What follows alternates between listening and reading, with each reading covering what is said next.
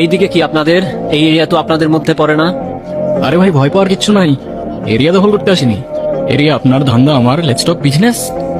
এই এরিয়াতে ধান্দা করতে হইলে নিজেরে প্রুফ করা লাগে ব্রাদার, সেই জন্যই তো আসলাম ভাই। চলেন খেলি।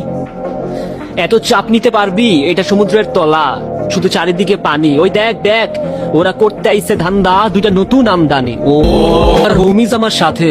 দেখ, আমি তোর পথের কাটা। এখানে ডিল করতে আসছোস, মাসে কত কামাস কাকা?